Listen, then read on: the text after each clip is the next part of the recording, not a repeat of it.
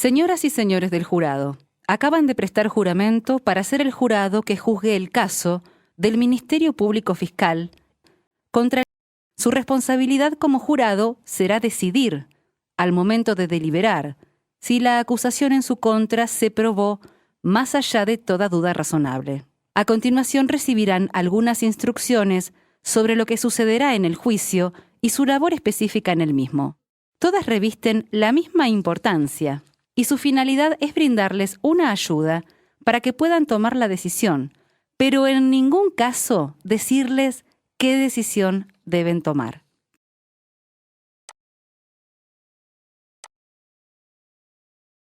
El juicio tiene 4 momentos. Primero, apertura. Cada parte hará una presentación inicial relatándoles cuál es su versión de los hechos que se discutirán en el juicio. Segundo, prueba. Luego, cada parte presentará la prueba que propone para demostrar su versión de los hechos. Vendrán a declarar testigos, peritos, y también podrán mostrarles distintos elementos obtenidos a lo largo de la investigación. Primero veremos la prueba de la acusación y luego la de la defensa. Este orden se da así porque quien tiene la obligación de probarles a ustedes el caso que trae a juicio es la acusación. Tercero, solicitudes. Finalizada la producción de la prueba, la acusación y la defensa tendrán nuevamente la palabra para hacer sus alegatos de clausura. Les propondrán una valoración posible de toda la prueba producida a lo largo del juicio y les pedirán un veredicto concreto. El veredicto es la decisión final que tomarán ustedes. Cuarto, deliberación. Cuando finalicen los alegatos, recibirán instrucciones finales para que pasen a la sala de deliberación a discutir el caso. En ese momento, se les explicarán las exigencias legales de los delitos que están involucrados y algunos conceptos normativos que deben tener en cuenta. Una vez que lleguen a una decisión, volverán a la sala, la comunicarán y habrá terminado su servicio como jurado popular. En todo juicio penal se da una discusión en 3 planos: el derecho, los hechos y la prueba. Cuando la acusación decide llevar un caso a juicio, tienen que vincular esos 3 planos. En el plano del derecho, esta es la parte estática en un juicio. Los delitos están regulados en el Código Penal. Establecen una serie de requisitos que deben cumplirse sí o sí para poder decir que una persona es responsable. En tanto, los hechos, esta es la parte dinámica en un juicio. La acusación debe traer un relato de hechos que le permita cubrir aquellos requisitos legales establecidos por el Código Penal. En el caso de la prueba, esta es la parte valorativa en un juicio. No basta con el anuncio de hechos realizados por la acusación. Eso debe ser probado. Es tarea de la acusación mostrarles la relación entre los 3 planos. La prueba debe acreditar los hechos que la acusación afirma que ocurrieron, y los hechos deben cumplir con todos los requisitos establecidos por el derecho, el o los delitos. Cubrir todos los 3 planos es la tarea de la acusación en el juicio.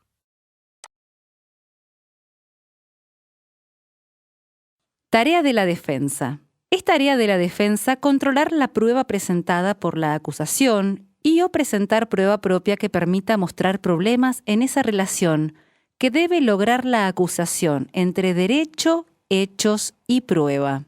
La defensa también puede presentar pruebas o utilizar prueba presentada por la acusación para demostrar que las afirmaciones que se realizan desde ese lugar son falsas. Una vez que hayan recibido la explicación concreta sobre el contenido de los delitos involucrados en el juicio, la tarea central del jurado consiste en decidir: A. Si se presentaron pruebas que permitan afirmar los hechos que presentó la acusación. B.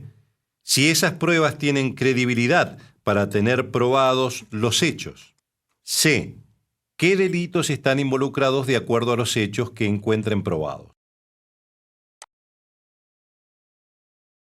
Desde ahora y hasta la finalización del juicio, ustedes deben tener en cuenta lo siguiente. Son las partes las encargadas de mostrarles la prueba. Ello quiere decir que solo la acusación y la defensa están autorizadas a formular preguntas a las personas que vengan a declarar. El jurado y el juez o jueza técnica deben ser imparciales.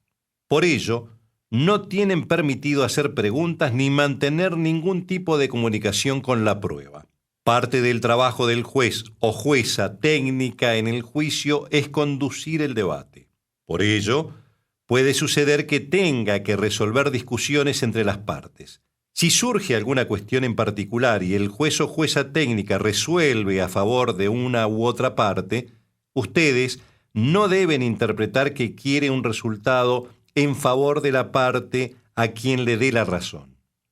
Puede suceder también que les pidan que dejen la sala por unos momentos si la cuestión a tratar con las partes requiere mayor discusión.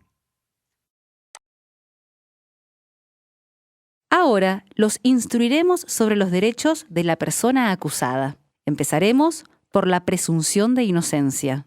Es muy importante que todos y todas veamos este juicio recordando las obligaciones que establecen nuestra Constitución nacional, provincial y la ley. Un mandato constitucional que ustedes deben tener presente es el principio de inocencia. Toda persona acusada de un delito es inocente hasta que la acusación pruebe su responsabilidad penal más allá de toda duda razonable. Este es un estado que la Constitución nacional y provincial establecen y significa varias cosas. En primer lugar, que ustedes deben partir de la base de que la persona acusada es inocente. Por eso, no está obligada a presentar prueba ni a probar nada.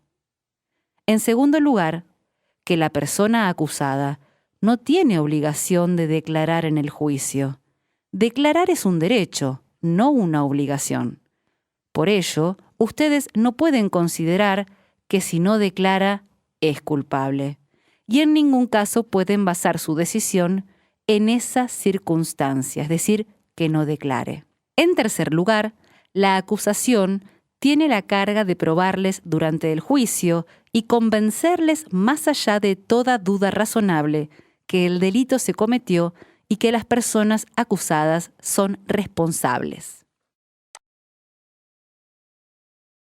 Ahora hablaremos de la duda razonable. Es muy importante que para tomar la decisión, ustedes solo consideren la prueba que vean y escuchen en el juicio.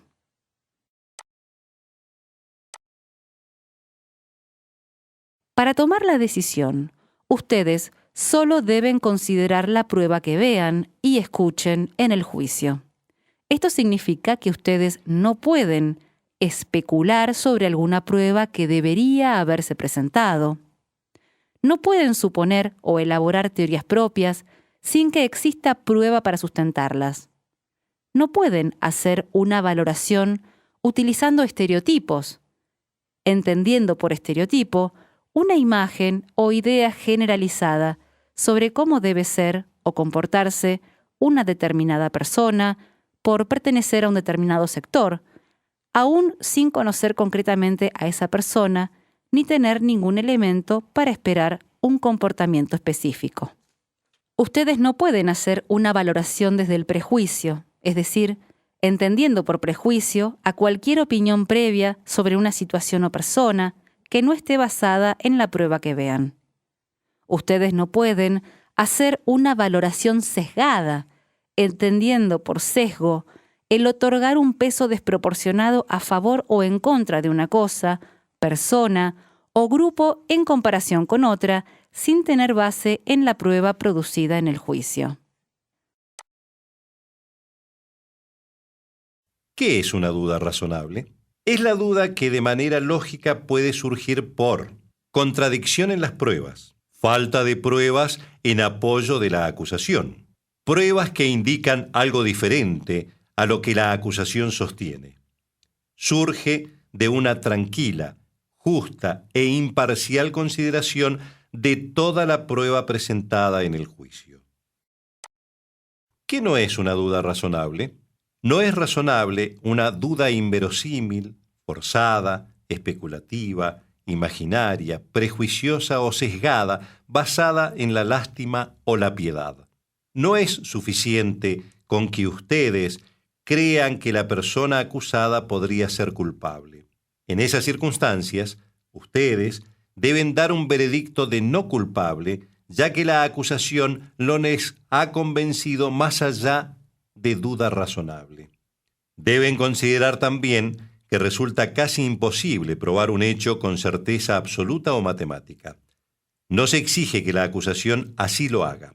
La certeza absoluta es imposible de alcanzar. Sin embargo, la obligación de convencer más allá de toda duda razonable es, legalmente hablando, lo más cercano que existe a la certeza absoluta. Es mucho más que un simple balance de probabilidades. No existe una fórmula mágica para decidir qué tanto o qué tan poco creerle a la prueba, o la medida en la que confiaran en determinada prueba para decidir este caso. Por ello, es importante la deliberación final entre ustedes para valorar conjuntamente toda la prueba que se les presente. ¿Qué no es? Recuerden, la prueba no es lo que dicen las partes, sino exclusivamente la que se produce durante el juicio, lo que digan los testigos y peritos y los elementos materiales que ustedes puedan ver en las audiencias. Al discutir sobre la prueba, ustedes deberán decidir si los convence o no, más allá de toda duda razonable de la responsabilidad de la persona acusada. ¿Qué cosas no son prueba? No son prueba información externa. Deben ignorar por completo cualquier información radial, televisiva, de diarios, celulares o de Internet que surja o que hayan escuchado, leído o visto sobre este caso o sobre cualquiera de las personas o lugares involucrados o mencionados en la audiencia. Opiniones externas. Deben ignorar por completo lo que puedan decir terceros ajenos al jurado o cualquier otra fuente externa. Ni abogados o abogadas, ni integrantes de la oficina judicial, ni el juez o la jueza técnica, ni ninguna persona pueden darles un parecer sobre el caso. Los alegatos de las partes, las discusiones que se den durante el juicio y las resoluciones que tome el juez o la jueza técnica no son prueba ni deben influir en ustedes a la hora de discutir el caso. Ustedes son quienes deben decidirlo discutiendo la prueba entre ustedes. El prejuicio o la lástima. Ustedes deben considerar la prueba y decidir el caso sin dejarse influenciar por sentimientos de prejuicio, miedo o lástima. No se les ha llamado como jurado para juzgar la forma de ser o vivir de las personas involucradas en el caso, ni de la víctima ni de las personas acusadas, sino los hechos concretos. Deberán concentrar su discusión en los hechos y la prueba. La posible pena. La pena no tiene que ver con su tarea, que consiste en determinar si la acusación ha probado la culpabilidad de las personas acusadas. La pena no debe tener lugar en sus deliberaciones o en su decisión. Si ustedes dan un veredicto de culpabilidad, será tarea y responsabilidad exclusiva del juez o la jueza técnica en una audiencia posterior a este juicio decidir sobre el tema. Las convenciones probatorias son hechos que las partes asumen sin discusión, sobre los que no tienen que producir prueba. Por ello, jueces y jurados deben tenerlos como probados y a partir de allí basar sus razonamientos. Las partes las presentarán al momento de hacer sus intervenciones y el juez o jueza técnica se las recordará en las instrucciones finales. La prueba testimonial son las afirmaciones que realizan las personas que vengan a declarar al juicio sobre circunstancias que han conocido a través de sus sentidos y están vinculadas con el caso. En términos generales, consideren que dar testimonio en un juicio no es una experiencia común. Las personas reaccionan y se muestran de maneras diferentes, provienen de distintos ámbitos, tienen diferentes capacidades, valores y experiencias de vida. Existen demasiadas variables para hacer que la actitud de la persona al declarar sea el único o más importante factor en la decisión sobre si les creen o no. Pueden considerar 3 cuestiones para evaluar la credibilidad de cada prueba testimonial. Veracidad. Una afirmación es veraz cuando quien la realiza cree en la verdad de lo que dice. Pierde veracidad cuando quien la realiza sabe que está diciendo algo que no es cierto y de todas maneras lo dice. Objetividad. Una afirmación es objetiva cuando quien la realiza cree en la verdad de lo que dice y no tiene compromiso con el relato. Cuando la declaración de quien la realiza se basa más en lo que espera o quiere que ocurra que en la información real con la que cuenta para hacer la afirmación, pierde objetividad. Sensibilidad sensorial. Al evaluar la credibilidad de las afirmaciones de quien declara, deberán considerar la posibilidad que tuvo de percibir los eventos que relata a través de sus sentidos. Una afirmación pierde en sensibilidad sensorial cuando quien la realiza no tenía posibilidad interna, a través de sus sentidos, vista, oído, gusto, tacto, olfato, o externa, condiciones de visibilidad, posibilidad de escuchar, etc., de acceder al conocimiento como la presenta en su declaración. Tengan presente que su tarea es considerar cada testimonio en forma particular y en el contexto general del caso. Decidan qué tanto o qué tan poco van a creer acerca de lo que diga cada persona. No decidan contando la cantidad.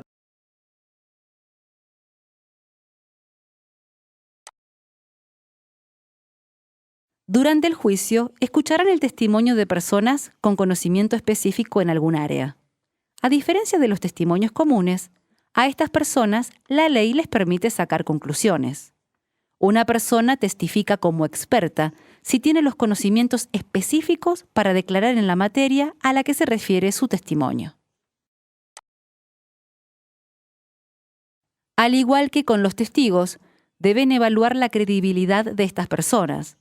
Sumado a los factores que les mencioné como posibilidades para evaluar a los testimonios comunes, en este caso, ustedes también pueden considerar el entrenamiento y o formación de esa persona, su experiencia y sus títulos o la falta de ambos, las razones para cada opinión y si es consistente con el resto de la prueba creíble del caso. No se les exige que acepten la opinión de un experto o experta al costo de excluir los hechos y circunstancias revelados por otros testimonios o pruebas. Pueden descartar una opinión si llegaran a la conclusión de que la misma no es razonable ni convincente. ¿Qué es la prueba material? En el transcurso del juicio también se les exhibirán pruebas materiales. Ellas también deben ser valoradas por ustedes como prueba de los hechos que ilustran o muestran. Las pruebas materiales entrarán con ustedes a la sala del jurado. Considérenlas junto con el resto de la prueba y exactamente del mismo modo. A lo largo de la audiencia, ustedes pueden tomar apuntes. No es obligación que lo hagan si no desean hacerlo. En caso que los tomen, cuando pasen a deliberar, podrán llevar los apuntes con ustedes. Una vez terminada la deliberación, serán destruidos.